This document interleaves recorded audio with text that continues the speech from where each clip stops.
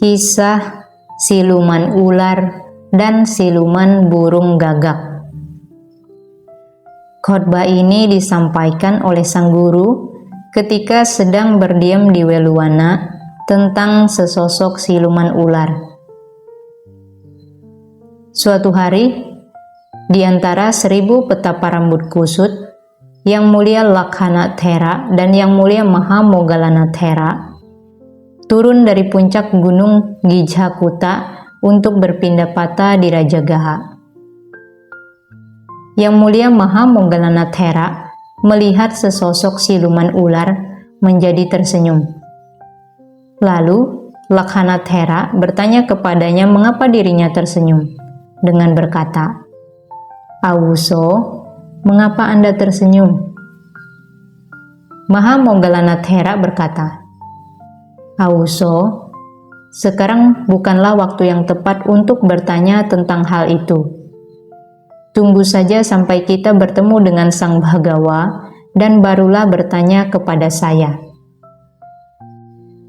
Ketika mereka telah selesai berpindah patah di Rajagaha dan telah berjumpa dengan sang guru, setelah duduk, Lakhana Thera bertanya kepada Moggallana Thera, "Biku Moggallana, ketika Anda turun dari puncak gunung Gijhakuta, Anda tersenyum.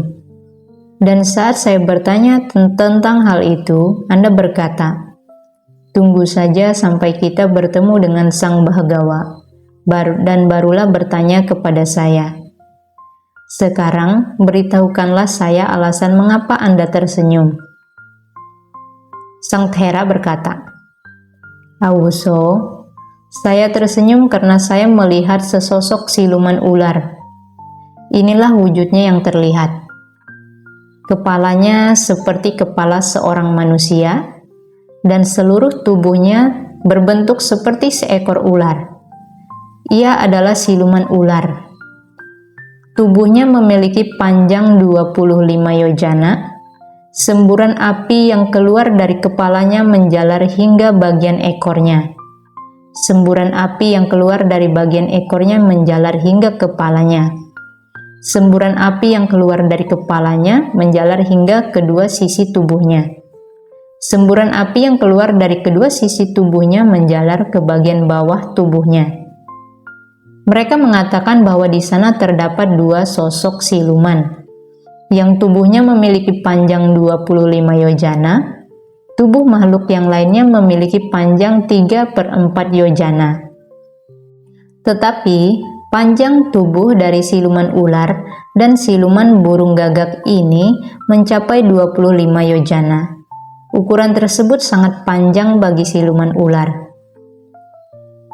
Pada waktu berikutnya, Moggallana Thera melihat sesosok siluman burung gagak yang sedang menahan siksaan di puncak gunung Gijhakuta. Dan ia bertanya kepada siluman itu tentang perbuatan lampaunya dengan mengucapkan bait berikut ini. "Lidahmu sepanjang 5 yojana, kepalamu sepanjang 9 yojana, tubuhmu setinggi 25 yojana di atas permukaan tanah. Perbuatan lampau apakah yang membuat kamu mengalami penderitaan ini?" Siluman itu menjawab pertanyaannya, "Bhante Moggallana, saya memakan makanan sesuka hati. Makanan itu dibawakan oleh sekelompok bikhu untuk Buddha Kassapa." Kisah masa lampau siluman burung. Bhante, pada masa Buddha Kassapa, sekelompok bikhu memasuki sebuah desa untuk berpindah patah. Ketika para penduduk desa melihat para bikhu Thera, mereka menyambut para bikhu dengan ramah, menyediakan tempat duduk untuk mereka di dalam tempat peristirahatan, menghidangkan bubur nasi untuk mereka, memberi mereka makanan keras dan membasuh kaki mereka serta mengolesinya dengan minyak. Dan sambil menunggu tiba waktunya untuk pergi berpindah patah, para bikhu duduk dan mendengarkan khotbah dhamma. Pada akhir penyampaian khotbah dhamma tersebut, mereka membawa patak para bikhu Thera, mengisinya dengan makanan lezat dan mengembalikan patah tersebut kepada mereka. Kala itu, saya adalah seekor burung gagak yang hinggap di tiang penyangga dari tempat peristirahatan itu. Ketika saya melihat kejadian tersebut, saya memasukkan makanan yang dibawa oleh salah seorang penduduk desa itu ke dalam mulut saya sebanyak 3 kali. Makanan tersebut bukanlah milik para bikhu itu dan belum diberikan kepada para bikhu. Itu hanyalah sisa makanan para bikhu yang dibawa oleh para penduduk desa dari rumah mereka masing-masing dan hanya dibawakan saat ada bikhu yang bertamu. Karena itulah saya melahapnya 3 kali secara penuh. Itulah kejahatan yang saya lakukan di masa lampau. Sebagai akibat dari kejahatan itu, ketika saya meninggal, saya mengalami siksaan di neraka Awici. Dan setelah itu, karena buah kejahatan yang belum habis, saya terlahir kembali di Gunung Gijakuta sebagai sesosok siluman burung gagak. Karena buah perbuatan jahat tersebut, kini saya mengalami penderitaan ini. Kisah siluman burung gagak selesai. Mengenai hal ini, Sang Thera kemudian berkata, "Saya tersenyum karena saya melihat sesosok siluman ular." Sang guru langsung bangkit dan menegaskan kebenaran dari pernyataan Moggallana dengan berkata, "Wahai para bikhu, apa yang dikatakan oleh Moggallana memang benar. Saya sendiri juga melihat siluman itu pada hari saya mencapai pencerahan sempurna. Tetapi karena rasa cinta kasih terhadap semua makhluk hidup, saya tidak berkata. Bagi mereka yang tidak mempercayai perkataan saya, maka mereka tidak akan mendapatkan berkah." Menurut Lakhana Sang Yutta, saat Maha Moggallana Thera melihat siluman itu, sang guru menjadi saksi matanya dan menceritakan 20 buah kisah tentangnya. Ketika para bikhu mendengarkan perkataan beliau, mereka bertanya tentang perbuatan lampau yang telah dilakukan oleh siluman itu. Kemudian beliau pun menceritakan kisah berikut ini.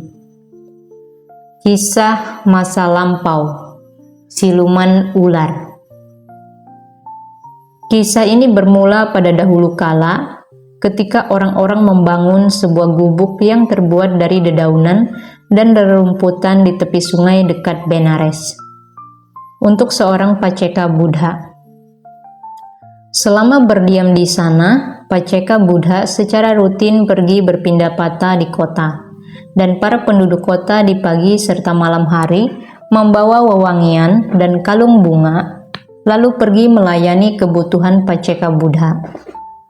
Seorang penduduk Benares sedang bercocok tanam di sebuah ladang dekat pinggir jalan. Dan ketika orang-orang melewati jalan itu pada malam hari serta pagi hari untuk melayani kebutuhan Paceka Buddha, mereka menginjak ladangnya. Petani itu mencoba untuk mencegah mereka dengan berkata kepada mereka, "Janganlah menginjak ladang saya." Meskipun telah berusaha semampu tenaga, ia tidak dapat mencegah mereka. Pada akhirnya, pikiran tersebut muncul dalam benaknya. Jika gubuk Paceka Buddha tidak berada di tempat ini, maka mereka tidak akan menginjak ladang saya. Lalu, saat Paceka Buddha telah memasuki kota untuk berpindah patah, petani itu memecahkan semua kendi makan dan kendi minum serta membakar gubuk tersebut. Tatkala Paceka Buddha melihat gubuknya telah terbakar, ia pergi mengembara ke tempat lain yang dikehendaki. Ketika orang-orang datang membawa wewangian dan kalung bunga, karena melihat gubuk itu telah terbakar, mereka pun berkata, "Kemanakah perginya guru kita yang mulia?" Petani itu juga pergi bersama dengan orang-orang itu, dan ketika berdiri di antara kerumunan mereka, ia berkata, "Saya sendiri yang membakar gubuk ini." Kemudian orang-orang berteriak, "Tangkap dia! Tangkap dia!" Karena lelaki keji ini, kita telah kehilangan kesempatan untuk melihat Paceka Buddha. Mereka pun memukulinya dengan tongkat dan batu hingga mati. Ia terlahir kembali di neraka Wici setelah mengalami siksaan di alam neraka hingga permukaan bumi naik setinggi 1 yojana. Ia keluar dari alam sana, dan akibat buah kejahatan yang belum habis, ia terlahir kembali sebagai sesosok siluman ular di Gunung Gijakuta. Kisah siluman ular selesai. Ketika sang guru telah selesai menceritakan kisah perbuatan lampau tersebut, beliau berkata, "Wahai para biku, perbuatan jahat ibarat air susu. Air susu tidak langsung menjadi dadih ketika ditarik. Begitu pula perbuatan jahat yang tidak langsung matang. Tetapi setelah buah perbuatan jahat matang, maka saat itu pula perbuatan tersebut akan membawa penderitaan." Setelah mempertautkan kejadian tersebut dan menyampaikan uraian dhamma, beliau pun mengucapkan bait berikut ini. Perbuatan jahat, begitu dilakukan, tidak akan langsung berbuah, ibarat air susu yang tidak langsung berdadih ketika ditarik. Penderitaan selalu mengikuti pelaku kejahatan, dan orang dungu melahapnya bagaikan api yang ditutupi oleh abu.